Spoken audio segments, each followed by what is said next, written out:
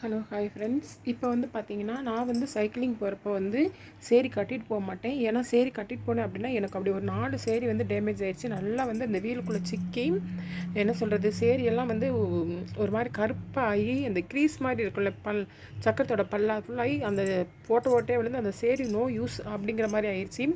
அதனால் நைட்டி தான் போட்டு போவேன். நம்ம நைட்டி போட்டோம் அப்படின்னா மேலே வந்து நம்ம ஷால் போட்டுக்கணும் இல்லையா? ஷால் இந்த மாதிரி போட்டாலும் பின்னாடி சிக்குமோ அப்படிங்கிறதுக்காண்டி நான் இப்படி முன்னாடி போட்டு போவேன். இப்போ வாங்க என்கிட்ட எவ்வளோ ஷால் இருக்குன்னு பார்க்கலாம். ஆனால் தயவு செஞ்சு கமெண்டில் திட்டிடாதீங்க. ஷால்லாம் கொஞ்சம் கொசமசம் இருக்கும். நான் அரேஞ்ச் பண்ணாமலே காட்டுறேன். நான் வந்து நீட்டாக வச்சு தான் காட்டணும் அப்படிங்கிறதுனால முன்னக்கூட சொல்லிடுறேன். இன்னும் நான் அரேஞ்ச் பண்ணல, அப்பக்கப்போ எடுத்து போட்டு அப்படியே கிடக்குது. இதை ஒரு நாள் வந்து மந்த்லி ஒன்ஸ் ஏதோ ஒரு நாள் மடித்து வைப்பேன். ஆனால் இன்றைக்கி வந்து கொசமசம் இருக்குது. வாங்க பார்க்கலாம். பார்த்தீங்கன்னா இதுதான் வந்து நான் ஷால் வச்சுருக்கிற இது பாருங்கள். என்னோடய ஷால் பாருங்கள் எவ்வளோ ஷால்னு. இப்போ எண்ணிடலாமா? கொசம்சன் தான் இருக்கும். கமெண்டில் எதுவும் சொல்லிடாதீங்க. இன்னும் அரேஞ்ச் பண்ணாமல் தான் உங்கள்கிட்ட நான் வீடியோ போடுறேன்.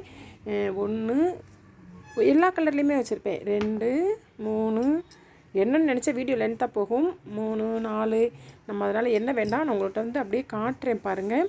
அடியில் இது ஃபுல்லாகவே வந்து ஷால் தான்.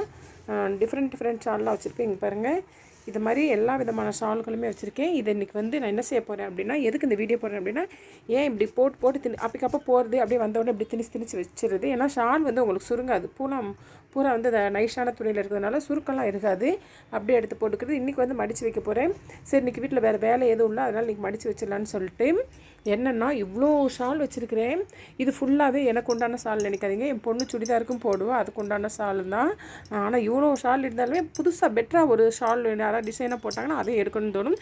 அது சேலையாக இருக்கட்டும், ஷாலாக இருக்கட்டும், ப்ளவுஸாக இருக்கட்டும், இன்ஸ்கர்ட்டாக இருக்கட்டும், நைட்டியாக இருக்கட்டும், எதுவாக இருக்கட்டும், அடுத்தவங்க என்ன போட்டாலுமே வந்து அது வந்து நம்மளுக்கு வந்து ஐயோ பொண்ணுங்க தானே, அந்த ஒரு எண்ணம் இருக்கத்தானே செய்யும்.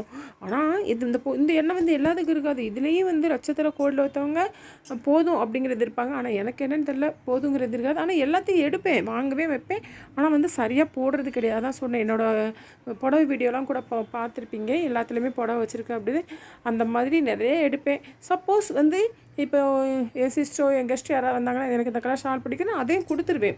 சரி ஓகே அப்படின்னு. ஆனால் திருப்பி அதே மாதிரி எடுத்து வச்சுக்கிடுவேன்.